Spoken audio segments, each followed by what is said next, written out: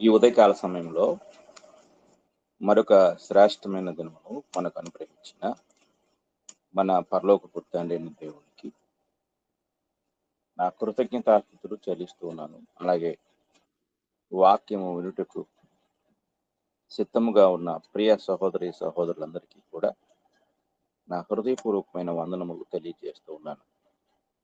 ప్రియమైన వారులారా, గడిచిన కొద్ది దినములుగా మనము దేవదూతలు అనే పాఠాన్ని ధ్యానిస్తూ ఉన్నాము.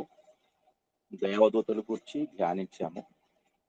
అలాగే అపవాది లేక సాతాను అంటే ఎవరో, వాడి లక్షణాలు ఏంటో, వాడి స్వభావం ఏంటో, వాడి పని ఏంటో మనం తెలుసుకున్నాం. చివరిగా అపవాది పట్ల విశ్వాసుల యొక్క లేక దేవుని పిల్లల యొక్క వైఖరి ఎలా ఉండాలి అనే సంగతి మనం ధ్యానిస్తున్నాం. అందులో భాగంగా నిన్నటి దినాన కొన్ని విషయాలు మనము ధ్యానించాం. ఈరోజు మరికొన్ని విషయాలు మనం ధ్యానిద్దాం. రెండవ పాయింట్ ఈరోజు మనము ధ్యానిద్దాం. రెండవ పాయింట్ ఏమిటంటే, విశ్వాసి లేక క్రైస్తవుడు దేవుని సంపూర్ణ కవచాన్ని ధరించాలి. సంపూర్ణ కవచాన్ని ధరించుట ద్వారా అపవాదిని జయించుటకు కావలసిన ఆ సంపూర్ణ సిద్ధపాటు అతడు కలిగి ఉంటాడు. ఎఫెసీయులకు రాసిన పత్రిక 6వ అధ్యాయము 10వ వచనము నుండి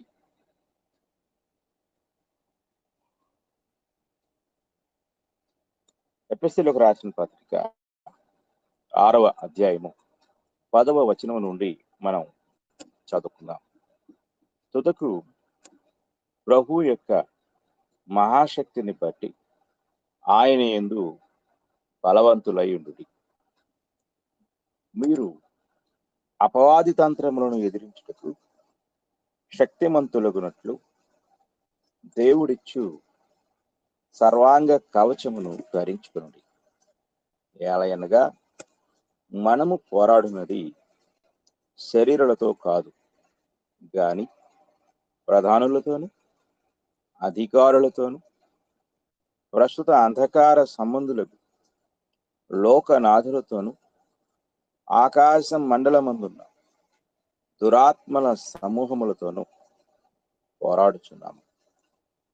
అందుచేతను మీరు ఆపద్దినమందు వారిని ఎదిరించుటకును, సమస్తము నెరవేర్చిన వారై నిలువబడుటకును శక్తిమంతులగునట్లు దేవుడిచ్చు సర్వాంగ కవచమును ధరించుకొనుడి.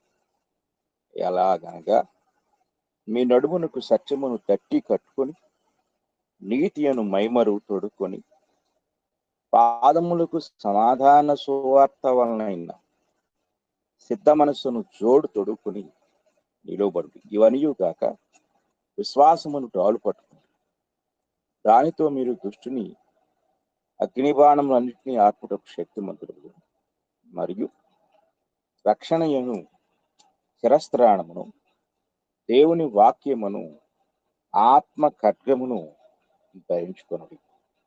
ఆత్మ వలన ప్రతి సమయమునందు ప్రతి విధమైన ప్రార్థనను విజ్ఞాపనను చేయుచు ఆ విషయమై సమస్త పరిశుద్ధుల నిమిత్తమును పూర్ణమైన పట్టుదలతో విజ్ఞాపన చేయుచు మెలకువగా ఉండుడి.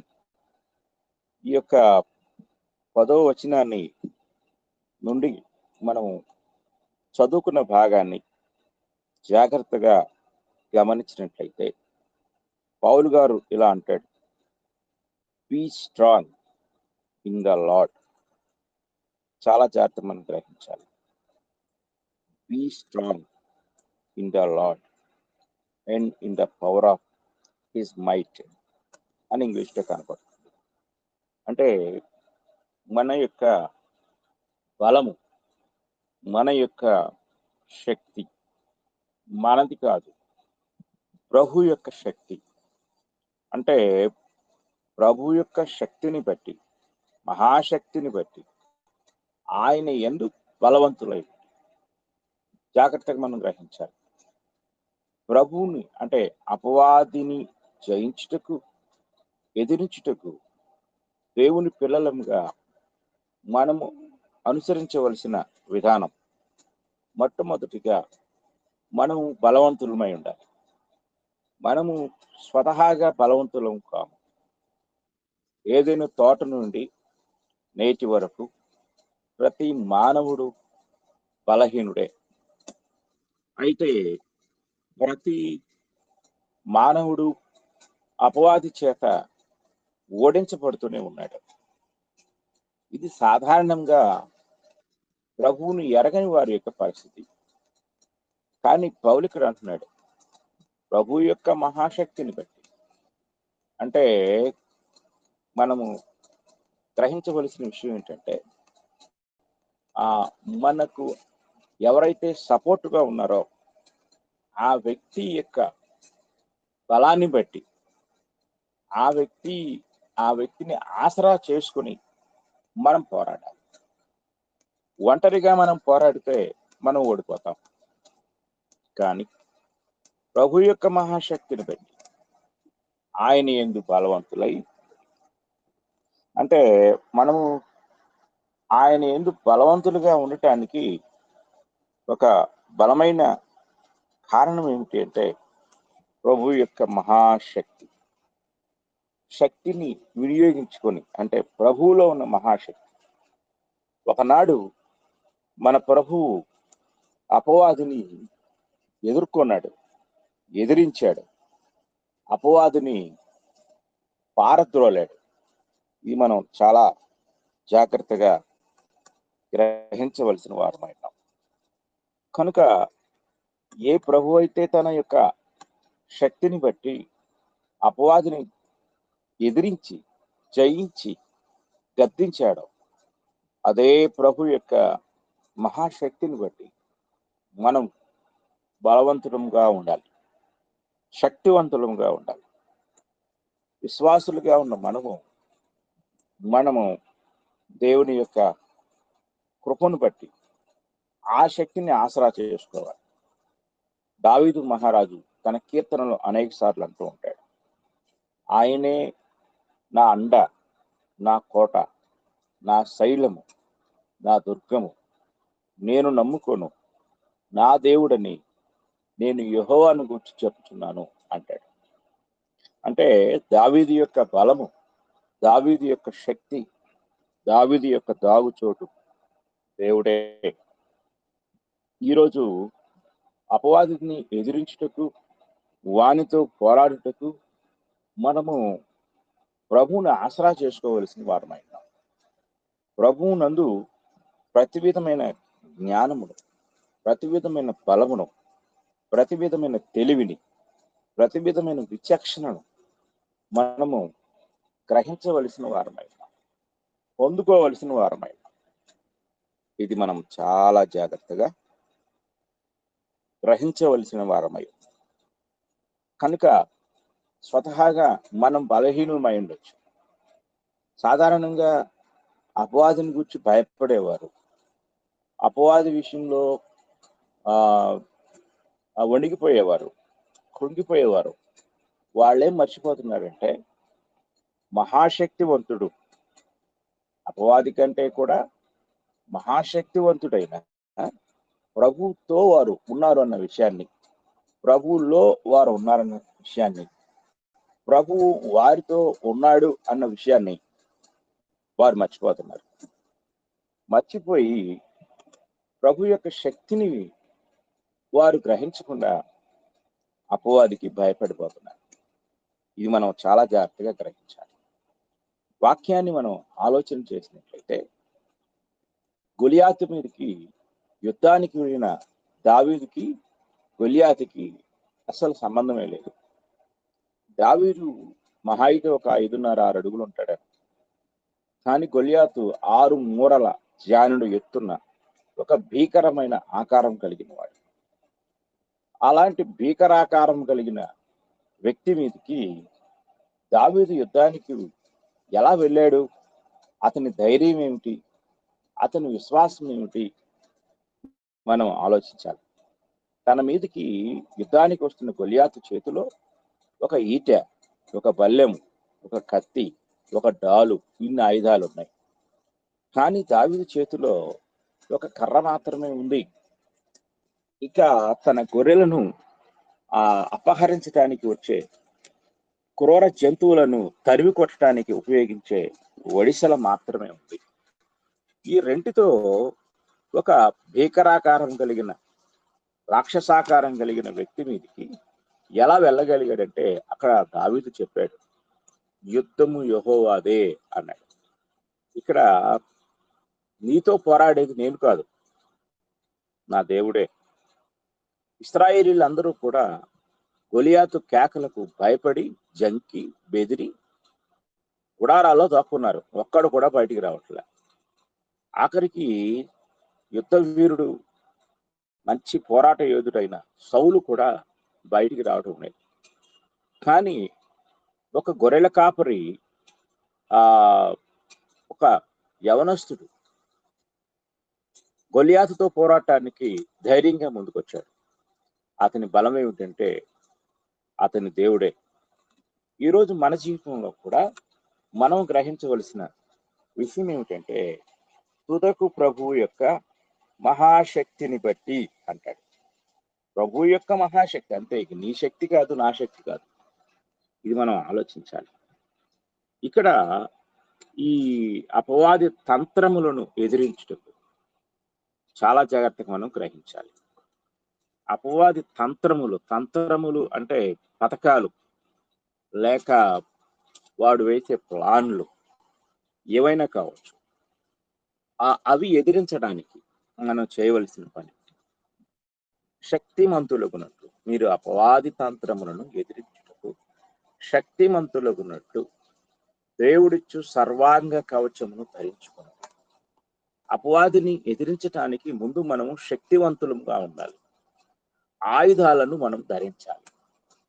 సైనికునికి మొట్టమొదట ఆయుధాలను ఉపయోగించే దానికంటే ఆయుధాలను ధరించుకోవటం చాలా ప్రాముఖ్యం. ఆయుధాలు లేకుండా మనము యుద్ధరంగంలో పోరాటానికి వెళ్ళలేము. కనుక మనము ఆయుధదారులమై ఉండాలి. ఆయుధాలను సమకూర్చుకోవాలి. ఆయుధాలను కలిగి ఉండాలి. ఆయుధాలు లేకుండా మనము యుద్ధరంగంలోనికి పోరాటానికి వెళ్ళలేము. ఇక్కడ ఒక విషయాన్ని గమనించాలి. యుద్ధరంగం అంటూ ప్రత్యేకంగా ఏమీ లేదు.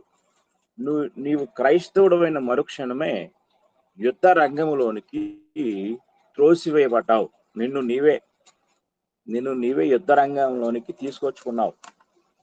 యుద్ధ రంగంలో నువ్వు ఉన్నావు, నీకు తెలియదు నువ్వు యుద్ధ రంగంలో ఉన్నావని.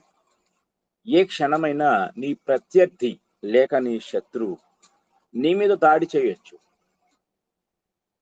అయితే ఇక్కడ నీవు కలిగి ఉండవలసింది ఏంటంటే ముందు ఆయుధాలు, రెండు వాటిని ఉపయోగించే విధానం, ఈ రెండు నీకు తెలియాలి.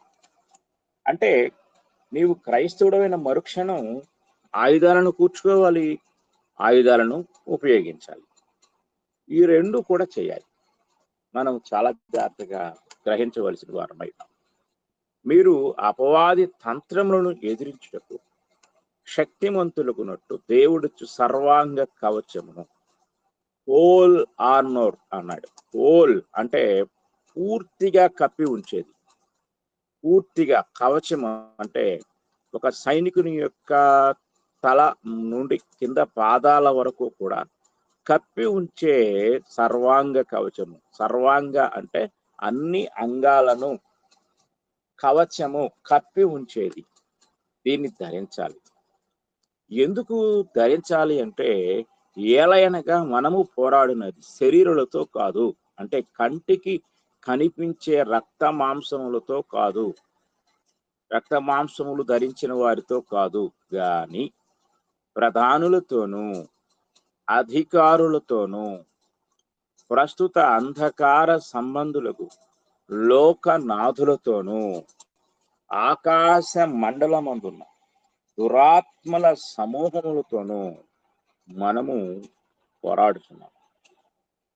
ఎందుకు ఈ హోల్ ఆర్మర్ అంటే సర్వాంగ కవచము మనకు కావాలి అంటే, మనం ఫైట్ చేసేది లేక మనము పోరాడేది బాహ్యంగా కంటికి కనిపించే వ్యక్తులతో కాదు. కంటికి కనిపించని ప్రధానులు. ఎవరి ప్రధానులు? ఎవరి అధికారులు? ఎవరి అంధకార సంబంధులకు లోకనాథులు? ఆకాశ మండలమందున్న దురాత్మల సమూహము అంటే సాతానుని యొక్క అనుచరులు, వారి యొక్క పనివారు. వారితో మనం పోరాడుతున్నాం. కనుక వారితో పోరాటం అనేది చాలా కష్టమైంది. ఎందుకంటే మనము బాహ్య దేహంలో ఉన్నాం. బాహ్య దేహాలతో ఉన్నవారు ఎవరైనా ఎదురొస్తే మనం వారి మీద దాడి చేయగలం. కానీ అదృశ్యంగా ఎవరైనా వస్తే మనం ఎలా దాడి చేయగలము? మన కంటికి కనిపించదు కదా, అవతల వ్యక్తులు కనిపించరు కదా. కాబట్టే సర్వాంగ కవచం. అన్ని అంగాలను కప్పి ఉంచే సర్వాంగ కవచాన్ని నీవు నేను ధరించాలి. అక్కడ ఆ యొక్క సర్వాంగ కవచంలో ఉన్న వస్తువులను ఇక్కడ పౌలు గారు ఒక్కటొక్కటిగా తెలియజేస్తున్నాడు. ఎలాగనక మీ నడుమునకు సత్యమును దట్టి కట్టుకొని అంటాడు. సత్యమును దట్టి. ఇది మనం జాగ్రత్తగా పరిశీలన చేసినట్లయితే, సత్యమును దట్టి అంటే బెల్ట్. ఈ బెల్ట్ మనం చాలా జాగ్రత్తగా పరిశీలన చేసినట్లయితే నడుముకి అది చాలా దృఢత్వాన్ని ఇస్తుంది. కనుక ఆ యొక్క సత్యాన్ని మనము ధరించాలి. అంటే క్రైస్తవుని జీవితంలో కంటికి కనిపించని ఆ శత్రువుతో పోరాటానికి కంటికి కనిపించని ఆయుధాలను ధరించాలి. కంటికి కనిపించని శత్రువుతో పోరాటం అనేది కంటికి కనిపించని ఆయుధాలను ధరించుట ద్వారానే సాధ్యమవుతుంది. ఇక్కడ చెప్పే ఆయుధాలేవి కూడా భౌతికమైనవి కావు, కంటికి కనిపించేవి కావు. కంటికి కనిపించని శత్రువుతో పోరాటానికి కంటికి కనిపించని ఆయుధాలు కావాలి. ఆ కంటికి కనిపించని ఆయుధాలు ఒకటి సత్యము అంటాడు. సత్యము. సత్యాన్ని మనము ధరించాలి. అంటే మన జీవితంలో సత్యం ఉండాలి. సత్యము. రెండవది నీతి అను మైమరువు తొడుగుకొని. నీతి. సత్యం అనేది బెల్ట్ తో పోల్చాడు. సత్యాన్ని బెల్ట్ లాగా కట్టుకో. నీతి అను మైమరువు. ఈ యొక్క మైమరువు అంటే ఇంగ్లీష్ లో బ్రెస్ట్ ప్లేట్ అన్నాడు. అంటే మెడ దగ్గర నుండి కింద నడుము వరకు ఉండే ఒక ఎత్తడి కవచం. అంటే ఎదుటివాడు ఆయుధంతో మన మీదకి దాడి చేసినప్పుడు ఆ ఆయుధం కవచానికి తగిలి పడిపోతుంది, కానీ లోపలికి దిగదు. కనుక ఇక్కడ ఆ నీతి అను మైమరువు తొడుగుకొని, నీతిని మనము మన దేహం అంతటిని కప్పి ఉంచేలాగా ధరించాలి. అంటే ఇక్కడ నీతి అనేది నీ జీవితం అంతట్లో నువ్వు కలిగి ఉండాలి. నీతి లేని నీ జీవితము అపవాది చేతిలో చిక్కిపోతుంది. కనుక ఎప్పుడైతే నీవు నీతి అనే దాన్ని విడిచిపెడతావో అప్పుడు అపవాది పోరాటంలో నువ్వు ఓడిపోతావు. క్రైస్తవులంగా ఉన్న మనము గ్రహించవలసిన సత్యం ఏమిటి అంటే, నీతి సత్యము వీటిని మనం ధరించాలి. పాదములకు సమాధాన సువార్త వలనైన సిద్ధ మనస్సును జోడు తొడుగుకొని నిలువబడుడి. అంటే కంటికి కనిపించని ఆ యొక్క అపవాదితో ఎదిరించడానికి మనము జరిగించవలసిన విషయం ఏమిటి అంటే, సువార్తనే మనము సిద్ధ మనస్సుగా, అంటే సువార్తవలనైన సిద్ధ మనస్సు అంటే మన జీవితంలో సువార్తను మంచి సిద్ధ మనస్సుగా కలిగి ఆ కాళ్ళకు చెప్పుల్లాగా తొడుక్కోవాలి. అంటే సువార్త, అందుకే సువార్త ప్రకటించు వారి పాదములెంతో సుందరములైనవి అంటాడు. కాబట్టి మన పాదాలకు సువార్తను ధరించుకోవాలి అంటే మన నడకలో, మన ప్రవర్తనలో క్రీస్తు మనకు అప్పగించిన సువార్త మనం ధరించుకుని మన యొక్క పయనాన్ని కొనసాగించవలసిన వారమై ఉన్నాం. తర్వాత సిద్ధ మనస్సును జోడు అన్నాడు ఇక్కడ. అంటే సిద్ధ మనస్సు అంటే యుద్ధ రంగంలో పోరాటానికి కావలసిన ప్రిపరేషన్, ఇది చాలా జాగ్రత్తగా మనం గమనించాలి. సిద్ధ మనస్సు అంటే నీవు ఎనీ టైము సిద్ధంగా ఉండాలి, ప్రతి నిమిషంలో సిద్ధంగా ఉండాలి, ఎల్లప్పుడూ సిద్ధంగా ఉండాలి. సిద్ధ మనస్సును జోడు తోడుకోవాలి. ఇది మనం చాలా జాగ్రత్తగా పరిశీలించాలి. దేవుని వాక్యాన్ని మనం ఆలోచన చేసినట్లయితే సిద్ధ మనస్సు 16 వచనాన్ని మనం చూద్దాం. విశ్వాసమును డాలు అంటే డాలు అనేది ఒక గుండ్రటి లేక నలుచదరమైన లేక ఎత్తైన ఒక ప్లేటు, దానికి ఒక హ్యాండిల్తో బిగించబడి ఉంటుంది. ఆ హ్యాండిల్ వెనక వైపు ఉంటుంది. వెనక ఉన్న హ్యాండిల్ని పట్టుకుని ముందు ఆ యొక్క శత్రువు దాడి చేసినప్పుడు ఆయుధాన్ని డాలుతో ఎదుర్కోవటం. ఏమిటి డాలు అంటే విశ్వాసం. చాలా జాగ్రత్తగా గ్రహించాలి. ఎదుటి వ్యక్తి చేసే దాడినంతటిని ఎదుర్కొని తిప్పికొట్టే ఆయుధం ఏమిటంటే విశ్వాసం. మన జీవితంలో అనేకమైన దాడులు మన మీద జరగవచ్చు. మన శరీరం మీద అనగా మన ఆరోగ్యం మీద, మన కుటుంబం మీద, అలాగే మన సహవాసం మీద, మన సంఘం మీద, మన వ్యక్తిగత జీవితం మీద, మన కుటుంబ పరిస్థితుల మీద, మన ఆర్థిక వ్యవస్థ మీద, వాడికి ఎక్కడ అవసరమైతే అక్కడ దెబ్బ కొట్టడానికి ప్రయత్నిస్తూ ఉంటాడు. అయితే ఎవరు దెబ్బతిని వారు? డాలు లేని వారికి ఆయుధం ఉంటుంది. వాడి ఆయుధాలను కూడినప్పుడు ఆ ఆయుధాలు నిష్ఫలమవుతాయి. అవి చేసే కాపాడేదే శ్వాసం. క్రైస్తవులో నుండి ప్రాణం వరకు అత్యంత ప్రాముఖ్యమైన అంటే పౌలు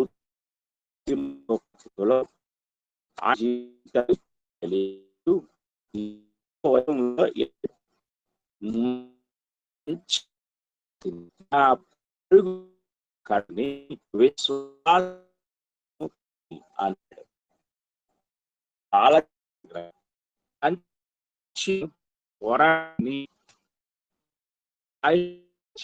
యోధుడిగా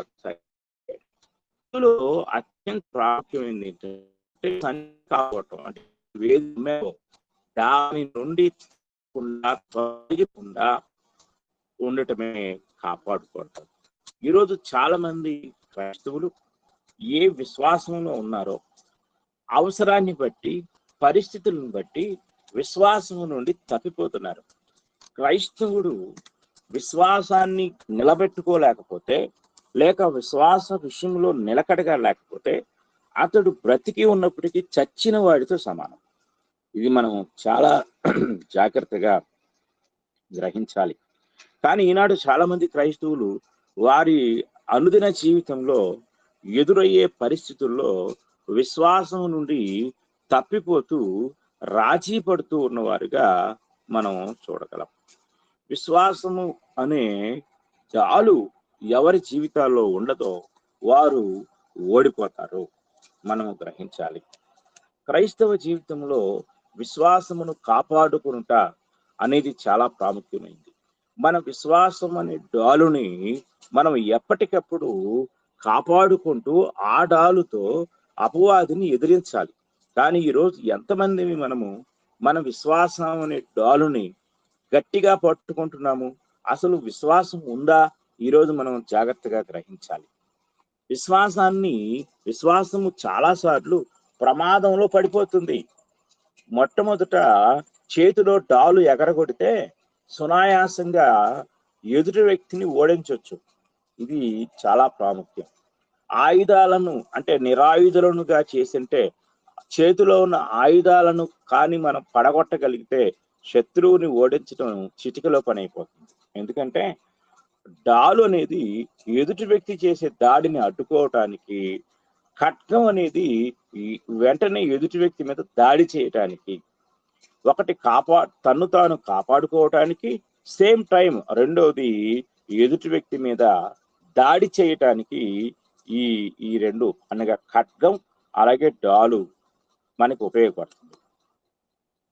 అయితే ఈరోజు మనం గ్రహించవలసిన విషయం ఏంటంటే, ఇంతకీ మనకు డాల్ ఉందా లేక అది ఎప్పుడో ఎగిరిపోయిందా? అపవాది డాలుని ఎగరగొట్టాడా ఈ పోరాటంలో, లేక డాల్ ఇంకా మన జీవితంలో ఉందా?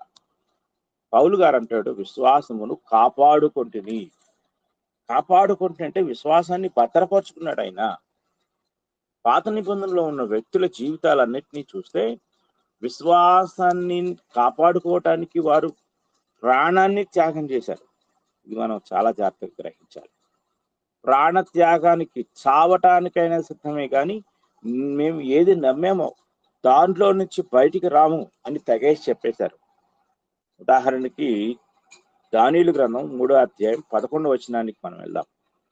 దానియేలు గ్రంథం 3వ అధ్యాయం 11వ వచనంలో, సాగిలపడి నమస్కరింపని వాడెవడో వాడు మండుచున్న అగ్ని గుండములు వేయబడును రాజా.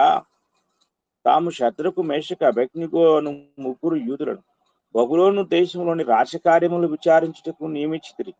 ఆ మనుష్యులు తమరి ఆజ్ఞను లక్ష్య పెట్టలేదు, తమరి దేవతలను పూజించట్లేదు, తమరు నిలువబెట్టించిన బంగారు ప్రతిమకు నమస్కరించుటయే లేదు అని. రాజ్యం అంతా కూడా ఆ యొక్క దూరాయను మైదానంలో నిలువబెట్టిన ఆ విగ్రహానికి నమస్కరిస్తూ ఉంటే వీళ్ళు ముగ్గురు మాత్రమే నమస్కరించలేదు. సరే, వారిని పట్టుకురమ్మని నెబుకద్నెజరు ఆజ్ఞాపించాడు. వారిని పట్టుకుని వచ్చాడు. వారితో మాట్లాడిన సంగతులన్నీ కూడా, మాట్లాడవలసిన సంగతులన్నీ కూడా ఆయన మాట్లాడాడు. అయితే 16వ వచనంలో వారిలా అంటున్నారు, శద్రకును మేషకును అబేద్నెగోయు రాజుతో ఇలా చెప్పిరి, నెబుకద్నెజరు ఇందును గూర్చి నీకు ప్రత్యుత్తరం ఇవ్వాలన్న చింత మాకు లేదు. మేము సేవించుచున్న దేవుడు మండుచున్న వేడిమి గల ఈ అగ్ని గుండములో నుండి మమ్మల్ని తప్పించి రక్షించుటకు సమర్థుడు. మరియు నీ వశంలో ఆయన పడకుండా మమ్మల్ని రక్షించును. ఒకవేళ ఆయన రక్షింపకపోయినను రాజా, నీ దేవతలను మేము పూజింపమనియు నీవు నిలువబెట్టించిన బంగారు ప్రతిమకు నమస్కరింపమనియు తెలుసుకోను అన్నారు. ఎందుకు ఇక్కడ దేవుడు రక్షింపకపోయినా సరే వారు అగ్ని గుండంలో పట్టానికైనా సిద్ధంగా ఉన్నారు. ఎందుకు అంటే విశ్వాసము. వాళ్ళు ఏది నమ్మారో దాని కొరకు ప్రాణాలకు తెగిస్తా ఉన్నారు. నిర్గమకాండం 20వ అధ్యాయం 1 నుండి 3-4 వచనాల వరకు మనం చదువుకుంటే దేవుడు ఇశ్రాయేలుకి ఇచ్చిన చట్టములో అక్కడ ఆయన అంటాడు, ఎట్టి రూపమునైనను విగ్రహమునైనను నీవు చేసుకొనకూడదు, వాటికి సాగిలి పడకూడదు, పూజింపను కూడదు అన్నాడు.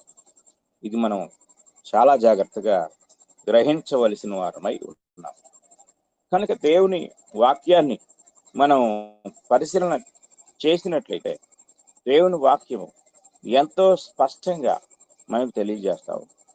విశ్వాసం అనేది మనము దృఢంగా కలిగి ఉండవలసిన ఆత్మీయ ఆయుధం. ఈ ఆత్మీయ ఆయుధాన్ని వారు కలిగి ఉన్నారు. పోరాటము నెబుకద్నెజరుకి వారికి మధ్య కాదని వారికి తెలుసు. పోరాటం జరుగుతుంది అపవాదితో అన్న సంగతి వారికి తెలుసు. కనుక వాడిని ఎదిరించడానికి వారు విశ్వాసం అనే డాలుని పట్టుకున్నారు. విశ్వాసాన్ని పక్కన పెట్టలా, పోనీలే ఈసారికి జస్ట్ అలా నమస్కరించేస్తే ఏమైపోతుందంట అనుకుని అందరిలాగే నమస్కరించడానికి వాళ్ళు ఇష్టపడలేదు. ఈరోజు పరిస్థితులను బట్టి మారిపోయే క్రైస్తవులు సమయాన్ని బట్టి విశ్వాసాన్ని ప్రక్కన పెట్టి విశ్వాస సంబంధమైన జీవితానికి వ్యతిరేకమైన జీవితాన్ని జీవించేవారు, లోకంతో మమేకమైపోయేవారు, బంధువుల కోసము విశ్వాస త్యాగం చేసేవాళ్ళు, స్నేహితుల కోసము మోమాట పడి లౌకిక జీవితాన్ని వెంబడించేవారు ఏనాడో డాలును పోగొట్టుకొని నిరాయుధులైపోయి అపవాది చేతులు ఓడించబడ్డారు అనే సంగతిని మనం గ్రహించాలి. కనుక మనం నేర్చుకోవాల్సిన సత్యం ఏమిటంటే క్రైస్తవ జీవితంలో విశ్వాసం అనేది అత్యంత ప్రాముఖ్యమైంది.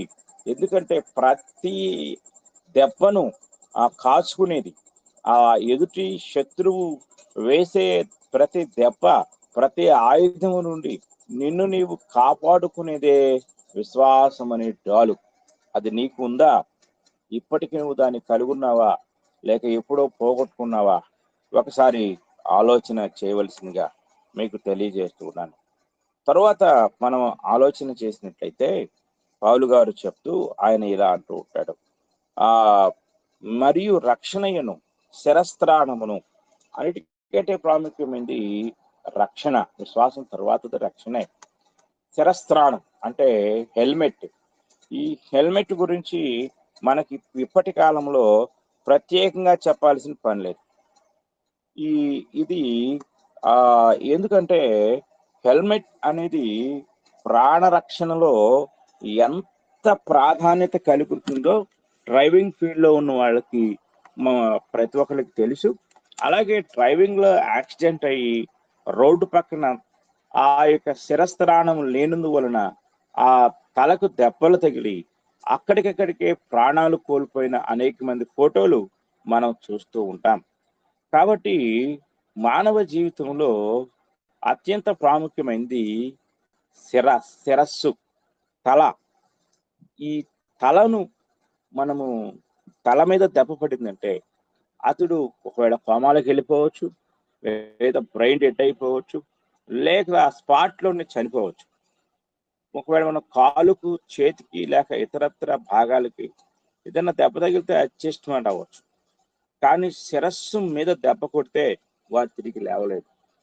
ప్రభు అయిన యేసుక్రీస్తు వారు కూడా సిలువలో సాతాను యొక్క శిరస్సును చితగొట్టేశాడు. అంటే రూపురేఖలు లేకుండా కొట్టేశాడు. ఇది మనం చాలా జాగ్రత్తగా గ్రహించాలి. కనుక వాక్యాన్ని మనం ఆలోచన చేసినప్పుడు దేవుని వాక్యం ఇక్కడ ఎంతో స్పష్టంగా మనకు తెలియజేస్తా ఉంది. దేవుని వాక్యాన్ని జాగ్రత్తగా మనము ఆలోచన చేసినట్లయితే వాక్యం ఇక్కడ చెప్తుంది, విశ్వాసం అనే డాలు రక్షణయను శిరస్త్రాణం. ఎంతో మంది క్రైస్తవులు ఎంతో విశ్వాసం కలిగి ఉంటారు, రక్షణ మాత్రం పొందరు. రక్షణ లేకపోతే నీ తల నరికేయచ్చు, నీ తల పగలగొట్టచ్చు, నీ తలను లేకుండా చేయొచ్చు. టోటల్ గా నీ జీవితమే లేకుండా పోతుంది. కనుక ప్రతి క్రైస్తవుడు హెల్మెట్ ధరించాలి. ఆ హెల్మెట్ శిరస్త్రాణం. యుద్ధ రంగానికి వెళ్ళేటప్పుడు సాధారణంగా యుద్ధ రంగంలో తల నరకటానికే ఎక్కువ మంది ప్రయత్నం చేస్తారు. ఎందుకంటే ఇతర భాగాలను దాడి చేసే కంటే తలను నరికేస్తే ఇంకా అతను ఏమి చేయలేడు. గాయపరిచే కంటే కూడా తలను తీసేస్తే త్వరగా చనిపోతాడు. కనుక తల మీద గురి కలిగి ఉంటారు. కాబట్టి తలను కాపాడుకోవటానికి శిరస్త్రాణం కావాలి. ఆ తర్వాత దేవుని వాక్యమును ఆత్మ ఖడ్గమును ధరించుకొనుడి. దేవుని వాక్యమే ఖడ్గం. హెబ్రీ పత్రిక 4:12 ఎందుకనగా దేవుని వాక్యము సజీవమై బలము గలదై రెండంచులు గల ఎటువంటి ఖడ్గము కంటెను వాడి అయ్యుండి అన్నాడు. అంటే దేవుని వాక్యం అనే ఈ ఆత్మ ఖడ్గం ఎటువంటిది అంటే రెండంచులు గల ఖడ్గము. అంటే ఒక ఖడ్గానికి రెండు వైపులా అంచులు ఉంటే ఆ రెండు అంచులు చాలా షార్ప్గా ఉంటే ఇక తిరుగుండదు. అంటే ఈ రెండు వైపులా కూడా ఆ ఆయుధాన్ని ఉపయోగించవచ్చు. కాబట్టి ఇది దేవుని వాక్యం. క్రైస్తవునికి తెలియాల్సింది దేవుని వాక్యం. వాక్యం నీకు తెలిస్తే నీ చేతిలో ఒక బలమైన ఖడ్గం ఉన్నట్టే, ఖడ్గంతో అపవాదులను ఎదిరించినట్లే. ఇది మనం చాలా జాగ్రత్తగా గ్రహించాలి. వాక్యాన్ని మనం పరిశీలన చేసినట్లయితే ఇక్కడ వాక్యంలో ఎన్నో సంగతులు మనకు చెప్పబడుతున్నాయి. ఈ సంగతులు మనం ఆలోచన చేసినప్పుడు ఆయన ఇలా అంటూ ఉంటాడు, ఆత్మ వలన ప్రతి సమయమునందును ప్రతి విధమైన ప్రార్థనను విజ్ఞాపనను చేయొచ్చు. ఆత్మ వలన అంటున్నాడు. ఆత్మలో ఆత్మానుసారంగా మనము ప్రార్థన చేయవలసిన వారమై ఉన్నాం. కనుక ఇవన్నీ కంటికి కనిపించని శత్రువుతో పోరాటానికి మనము ధరించవలసిన కంటికి కనిపించని ఆయుధాలు. ఈ ఆయుధాలు లేకపోతే యుద్ధ రంగంలో మనం ఓడిపోతాం. కనుక అపవాదితో మనం అపవాదిని ఎదిరించుట, పోరాడుట అనేది చాలా కఠినమైన విధానాలు. ఎందుకంటే వాడు కనపడడు కదా, కంటికి కనపడకుండా వాడు దాడి చేస్తూ ఉంటాడు.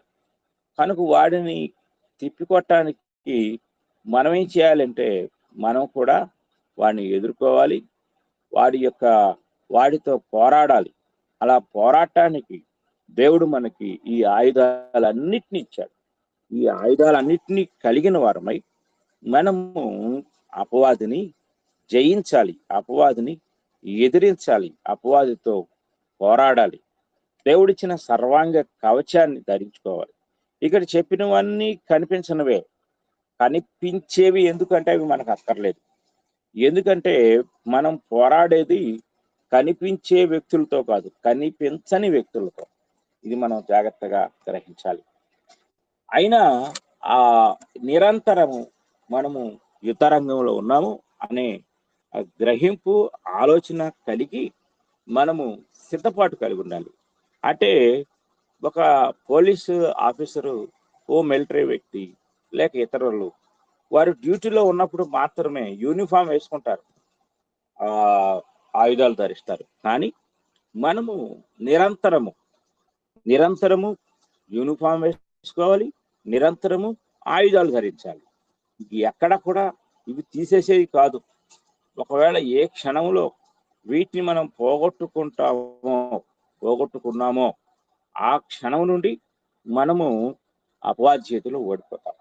కనుక వీటన్నిటిని మనం కలిగి అపవాదిని ఎదిరించి అపవాదితో పోరాడాలని నేను మీకు ప్రేమపూర్వకంగా తెలియజేస్తూ ఉన్నాను. కనుక ఈరోజు విశ్వాసి దేవుని సంపూర్ణ కవచాన్ని ధరించాలి. ప్రియమైన వారలారా, ఏదైనా తోటలో ఈ కవచాన్ని పోగొట్టుకున్నాడు మొదటి మానవుడు. దిగంబరుడు అయిపోయాడు, వస్త్రహీనుడైపోయాడు. సిగ్గుతో చెట్ల చాటున దాక్కుని ఆత్మ సంబంధమైన ఈ యొక్క వస్త్రాలను పోగొట్టుకొని అంజూరపు ఆకులను కప్పుకునే దుస్థితికి దిగజారిపోయాడు. చాలా జాగ్రత్తగా మనం గ్రహించాలి. దేవుని వాక్యాన్ని మనం పరిశీలన చేస్తే ఇద్దరు వ్యక్తులు ఒంటి నిండా బట్టలు ధరించుకున్నప్పుడు వారు బయట తిరగచ్చు, ఇంట్లో ఎదురెదురుగా కూర్చొని మాట్లాడుకోవచ్చు. కానీ సడన్ గా ఎవరైనా ఇంట్లో తమ బట్టలు మార్చుకుంటూ ఉన్నప్పుడు అతడు అంటే ఆదమరిచి ఉంటే, డోర్ సరిగా వేసుకోకపోతే, అతను దిగంబరిగా ఉన్నప్పుడు ఎవరైనా వచ్చారనుకోండి చూస్తే అతడు సిగ్గుతో తలదించుకుంటాడు, సిగ్గుపడిపోతాడు. కారణం ఏంటంటే ఆ దిగంబరత్వము అనేది సిగ్గును కలుగు చేస్తుంది. ఈరోజు మన జీవితాల్లో పాపము మనల్ని దిగంబరులుగానే ఉంచుతుంది. మన ఒంటి మీద ఎలాంటి ఇవి లేవు, వస్త్రాలు లేవు. ఇక్కడ దేవుడు అనుగ్రహించే ఈ సర్వాంగ కవచాన్ని మనము నిరంతరము ధరించుకొని నిరంతరము ఆయుధాలను కలిగిన వారమై నిరంతరము అపవాదితో మనము పోరాడాలి. పోరాడటానికి దేవుడు నిన్ను యుద్ధరంగంలోనికి పిలుచుకున్నాడు. నువ్వు ఒక సైనికుడివి. నీకు ఆయుధాలు ఉన్నాయా? ఆయుధాల గురించి నువ్వు తెలుసుకున్నావా? ఆయుధాలు ధరించావా? ఆయుధాలు ధరించకుండానే ఉన్నావా? ఆయుధాలు ధరించకుండా ఉంటే అపవాది నిన్ను సునాయాసంగా ఓడిస్తాడు. కనుక ఆయుధాలను సమకూర్చుకో, ఆయుధాలను ధరించు, ఆయుధదారుడుగా ఉండు. అపవాది నువ్వెప్పుడొచ్చినా నేను రెడీ అని వాడికి ఒక హెచ్చరిక ఇచ్చేసాయి. నువ్వు సిద్ధంగా ఉండు. నీ ఆత్మీయ జీవితంలో వాడిని ఎదుర్కో, వాడిని ఓడించు. మన ప్రభు చెప్పాడు, నేను జయించి నా తండ్రి యొక్క సింహాసనం మందు కూర్చుని ఉన్న ప్రకారం జయించు వారిని నాతో కూడా నా తండ్రి యొక్క సింహాసనం మందు కూర్చుండబెట్టుదును అని గొప్ప వాగ్దానం ఆయన మనకి ఇచ్చాడు. ఈ వాగ్దానం నీ జీవితంలో కూడా నెరవేరాలి అంటే ఇదిగో ఈ ఆయుధాలు ధరించాం. ఈ ఆయుధాలు ధరించి యుద్ధరంగంలో వాడితో పోరాటానికి ఎనీ టైం సిద్ధంగా ఉండాలని, వాడు దాడి చేస్తే ప్రతి దాడి చేసి వాడిని ఓడించాలని నేను మీకు తెలియజేస్తూ ఈ మాటలు ముగిస్తూ ఉన్నాను. ఇంతవరకు శ్రద్ధతో ఓపికగా విన్నా మీ అందరికీ నా హృదయపూర్వకమైన వందనములు తెలియజేస్తూ ఉన్నాను.